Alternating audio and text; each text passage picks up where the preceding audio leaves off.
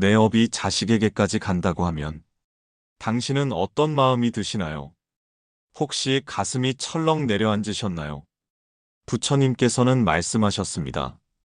부모가 지은 업은 연못에 던진 돌과 같아서 그 파문이 멀리까지 번져 결국 자식의 삶마저 흔든다. 우리는 살면서 참 많은 업을 지으며 삽니다. 남을 헐뜯고 시기하고 괜히 화내고 마음속에 미움을 오래 품기도 하죠. 그럴 때마다 에이 이 정도쯤이야. 대수롭지 않게 넘겼을지 모릅니다. 하지만 그렇게 흘려보낸 작은 마음들이 결국엔 업이 되어 멀리 있는 자식의 발치에까지 닿습니다. 그래서 부모의 업이 자식의 길을 막고 자식의 복을 가리게 되는 겁니다. 부처님께서는 우리에게 알려주셨습니다. 마음을 맑게 하라. 그 맑음이 복이 되어 자식에게까지 흘러가리라. 오늘 우리는 어떻게 하면 부모가 짓는 업을 멈추고 그 자리에 복을 쌓아 자식의 인생을 밝힐 수 있는지 부처님 말씀 속에서 찾아보려 합니다. 업은 어디서 오는가? 우리가 살아가며 가장 쉽게 짓는 것이 무엇인지 아시나요? 바로 마음입니다. 사람은 마음을 먹고 그 마음을 따라 말을 하고 또 행동을 하지요. 그런데 그 작은 마음 하나가 마치 씨앗처럼 우리 삶에 뿌려져 결국 꽃을 피우기도 하고 가시를 돋게 하기도 합니다. 부처님께서는 제자들에게 늘 이렇게 말씀하셨습니다. 사람은 마음을 바탕으로 삼는다. 마음이 청정하면 복이 따르고 마음이 흐리면 업이 자란다. 그날도 부처님 곁에는 제자들이 조용히 앉아 있었습니다. 부처님은 연못가에 시선을 두고 계셨지요. 가만히 들여다본 그 연못은 갓 비가 그친 뒤라 조금 탁했습니다. 저 연못을 보아라. 부처님께서 조용히 말씀하셨습니다. 물이 흐리니 달빛이 고스란히 비치지 못하는구나. 마음도 그러하니라. 마음이 탐욕과 성냄으로 흐리면 복이 비치지 못하고 엄만히 스며든다. 제자 중 한 명이 묻습니다. 그러면 그 업은 도대체 어디서 비롯됩니까? 저는 아무것도 하지 않았는데 어째서 제 마음에 근심이 일고 제 삶에는 어려움이 오는 것입니까? 부처님께서는 고개를 들어 그 제자를 가만히 바라보셨습니다. 그 눈빛은 마치 자애로운 어머니가 어린 자식을 바라볼 때처럼 따뜻했습니다. 그 업은 네가 지은 마음에서 비롯되었다. 탐욕과 성냄과 어리석음, 그 세 가지 독이 너를 오랫동안 물들였다.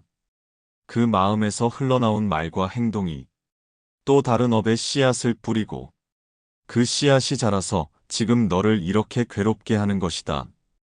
부처님은 손가락으로 연못 위에 떨어진 낙엽 하나를 가리키셨습니다. 저 낙엽 하나가 연못에 떨어졌어도 물을 흔들어 파문을 만들지 않느냐. 마음에 든 하나의 악념도 이와 같아서 먼 훗날까지 내 삶을 흔드는 물결이 된다. 그러니 업은 멀리 있는 것이 아니었습니다. 어디서 갑자기 다가오는 불운도 아니었습니다. 바로 내 마음 하나 그 마음이 만들어내는 말, 그 말이 만들어내는 행동, 그리고 다시 그 행동이 쌓여서 내 삶과 내 자식의 삶까지 흔드는 것이었습니다. 업이 소멸하는 길. 부처님께서는 말씀하셨습니다. 마음은 물과 같아서 흐르면 맑아지지만 가만히 두면 탁해지느니라. 우리의 업도 그렇습니다. 마음을 가만히 두면 탐욕과 성냄과 어리석음이 바닥에 내려앉아 언젠가는 진흙탕처럼 뒤섞여 우리를 괴롭게 하지요. 그러니 업을 소멸하는 첫걸음은 바로 내 마음을 들여다보는 데 있습니다. 부처님 곁에는 날마다 수많은 이들이 찾아왔습니다. 그들 중에는 자식 문제로 눈물을 훔치는 이들도 많았습니다. 그날도 한 사내가 부처님 발치에 엎드려 흐느꼈습니다. 세존이시여, 저는 평생 부지런히 일하며 살아왔습니다. 남의 것 탐하지도 않았고 거짓을 말하지도 않았습니다. 그런데도 어찌 제 아들이 저리도 방탕하고 늘 병에 시달리는지 모르겠습니다. 이것이 다 제 업입니까? 부처님께서는 사내의 등을 조용히 바라보셨습니다. 그리고 잠시 후 부드럽게 말씀하셨습니다. 그대는 남의 것을 탐하지 않았다 하지만 마음속으로 부러워하지 않았느냐? 남의 재산이 불쑥 커질 때 부러운 마음이 올라오지 않았느냐? 그대는 거짓을 말하지 않았다 하지만 마음속으로 꾸미지 않았느냐? 겉으론 웃으며 속으로 미워하지 않았느냐? 마음에서 짓는 것 또한 업이니라. 마음속에 머문 생각 하나가 결국 업이 되어 그 파문이 자식에게도 번진 것이다. 사내는 그 말을 듣고 고개를 떨군 채 흐느끼며 부처님께 물었습니다. 그러면 이제 어찌하면 좋겠나이까? 제 업을 거두고 이 아이의 길을 열어주려면 무엇을 해야 하겠나이까? 부처님께서는 조용히 눈을 감으셨다가 다시 뜨시며 말씀하셨습니다. 먼저 그대 마음을 살피라. 미움이 올라오면 그것이 불길이라는 것을 알아차리고 다시 가만히 놓아두라. 탐욕이 올라오면 그것이 독이라는 것을 알아차리고 그저 바라보라. 그 마음을 알아차리고 가만히 두는 것만으로도 그 독은 서서히 힘을 잃고 업은 사그라지기 시작하느니라. 그리고 부처님께서는 연못가의 바람을 가만히 느끼듯 손을 살포시 들어올렸다 내리셨습니다. 마음을 살피는 순간 그 마음이 맑아지고 맑아진 그 마음이 그대의 업을 씻어 마침내 자식의 길까지 밝혀줄 것이다. 복은 어떻게 오는가? 사람들은 흔히 복은 하늘에서 떨어진다고 생각합니다. 그저 운이 좋아야 복을 받는 줄 알지요. 하지만 부처님께서는 말씀하셨습니다. 복은 마음에서 비롯되어 그 마음이 짓는 업으로부터 생겨나느니라. 그러던 어느 날 부처님께 한 노승이 조용히 다가와 이렇게 여쭈었습니다. 세존이시여, 저는 평생을 절에서 수행하며 살았습니다. 큰 죄를 짓지 않았고 많은 사람들에게 시주도 받으며 지냈습니다. 그런데도 제 아들만큼은 늘 몸이 아프고 장사도 제대로 되지 않아 고생만 하고 있습니다. 이것은 다 무엇 때문입니까? 어찌해야 이 아이가 복을 받을 수 있겠습니까? 부처님께서는 고개를 들어 노승을 한참 바라보셨습니다. 그러고는 고요히 말씀하셨습니다. 그대는 평생을 절에서 살며 겉으로는 복을 쌓았다. 하지만 마음은 어떠했느냐? 혹시 시주 받으면서 속으로 우쭐하지 않았느냐? 남이 시주를 덜 받으면 조금 우위를 느끼지 않았느냐? 복은 마음에서 비롯되거늘 그 마음이 탐욕과 교만으로 물들면 겉으로 쌓은 공덕도 흐릿해지느니라. 그래서 그대의 복이 그대 자식에게까지 미치지 못한 것이다. 노승은 눈물을 글썽이며 고개를 떨구었습니다. 부처님께서는 노승의 손을 살포시 잡으시며 말씀하셨습니다. 이제라도 늦지 않았다. 그 마음을 살펴 탐욕을 놓고 교만을 놓아라. 그리고 작은 선행을 해도 결코 그 선행을 마음에 새기지 마라. 그렇게 할 때 비로소 복은 스며들 듯 조용히 그대 자식의 길에도 머물 것이다. 부처님은 연못 위로 살짝 고개를 돌리셨습니다.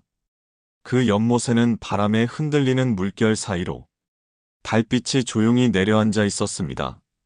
복은 저 달빛과 같느니라. 내가 억지로 잡으려 하면 물결이 일어 달빛은 흩어진다. 그저 물을 고요히 두어 달빛이 스스로 비치게 하라. 그 고요가 곧 복의 길이니라. 부모가 해야 할 수행. 부처님께서는 말씀하셨습니다. 부모의 마음이 맑으면 그 맑음이 복이 되어 자식에게까지 흘러가느니라. 그러니 부모가 해야 할 첫 번째 수행은 바로 마음을 맑게 하는 일입니다. 하지만 마음을 맑게 한다는 것이 그리 쉬운 일이 아니라는 걸 우리 모두 너무 잘 압니다. 사는 게 팍팍할 때, 남의 자식은 잘 되는 것 같아 부러울 때, 내 자식만 유독 꼬이는 것 같아 답답하고 화가 치밀 때, 그때마다 마음은 불길처럼 번져 나도 모르게 독을 키우곤 합니다. 부처님께서는 그럴 때마다 마음을 살피라고 하셨습니다. 그 마음이 탐욕인지 성냄인지 어리석음인지 가만히 들여다보라고요. 탐욕이 올라오면 아, 이게 나를 태우는 불길이구나 하고 그저 바라보세요. 성냄이 올라오면 이것이 내 마음을 어지럽히는 바람이구나 하고 그저 두세요. 그 마음을 억지로 없애려 하지 마세요. 없애려 할수록 마음속 물결은 더 크게 일어나니까요. 그저 알아차리기만 해도 그 불길과 바람은 서서히 힘을 잃고 업은 조금씩 녹아내리기 시작합니다. 그리고 부처님께서는 진심 어린 기도와 발언을 하라고 하셨습니다. 어느 날 한 어머니가 부처님 앞에 무릎을 꿇었습니다. 세존이시여, 제 자식이 병약하여 늘 마음이 아픕니다. 저 아이를 위해 무엇을 해야 합니까? 부처님께서는 고개를 끄덕이시며 말씀하셨습니다. 자식을 위해서라면 그대의 공덕을 나누어 발언하라. 내가 지은 작은 선행이라도 그 복을 모두 이 아이에게 돌리나이다. 이렇게 진심으로 빌어라. 그러면 그 마음에서 일어나는 복이 연못에 번지는 물결처럼 자식에게 닿으리라. 자식 인생의 복이 머무는 순간 어느 날이었습니다. 부처님 곁에 늘 와서 울던 한 어머니가 오랜만에 웃는 얼굴로 찾아왔습니다. 부처님은 그 모습을 보시고 작게 미소 지으셨지요. 무슨 기쁜 일이 있었느냐? 그러자 어머니는 눈가를 훔치며 말했습니다. 세존이시여, 저는 그동안 가르침대로 마음을 살피고 성냄이 올라오면 알아차리고 탐욕이 올라오면 놓아두며 그저 매일 기도하였습니다. 그리고 작은 선행이라도 하나 더 하려 애썼습니다. 동양 온 사람에게 따뜻한 밥 한 술 더 주고 내가 입을 옷 한 벌 덜 사서 이웃의 아이에게 옷을 입혔습니다. 그러던 어느 날 저 아이 얼굴에 처음으로 맑은 웃음이 스며들었습니다. 밤에 잠을 설치던 아이가 편히 자는 모습을 보았습니다. 그때 알았습니다. 내가 조금 바뀌었을 뿐인데 저 아이 인생에도 복이 머무르기 시작했다는 것을요. 부처님께서는 그 말을 듣고 고요히 말씀하셨습니다. 그대가 마음을 돌리면 그 마음은 업을 녹여복이 되어 마침내 자식의 길에도 머물게 되느니라. 복은 번쩍이며 찾아오지 않는다. 물가에 피는 들꽃처럼 조용히 피어나 그 향기로 사람을 깨닫게 한다. 그리고 그 향기가 그대 자식의 삶에도 서서히 스며들 것이다. 그제서야 어머니는 두 손을 모은 채 조용히 눈을 감았습니다. 마음 깊은 곳에서 무언가 가볍게 벗겨지는 듯한 느낌이 들었습니다. 그제야 비로소 알았습니다. 내 마음이 변하면 내 자식의 운명도 서서히 달라질 수 있다는 것을요. 부처님께서는 마지막으로 이렇게 말씀하셨습니다. 그대의 마음에 조그마한 연민 하나를 심어라. 그 연민이 싹틀 때 그대 마음은 고요해지고 그 고요는 복이 되어 머지않아 그대 자식의 삶을 살필 것이다.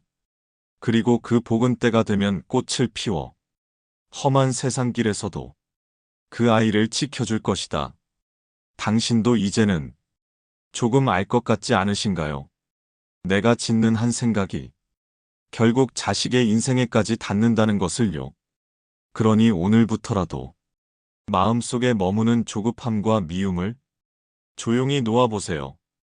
그 자리에 작은 연민과 선한 마음 하나만 심어두세요. 그러면 그 마음이 복이 되어 당신의 삶을 지키고 마침내 자식의 인생에도 조용히 내려앉아 그 길을 은은히 밝혀줄 테니까요. 지금 마음 머무는 곳을 구독하고 다음 말씀도 함께 들어보세요.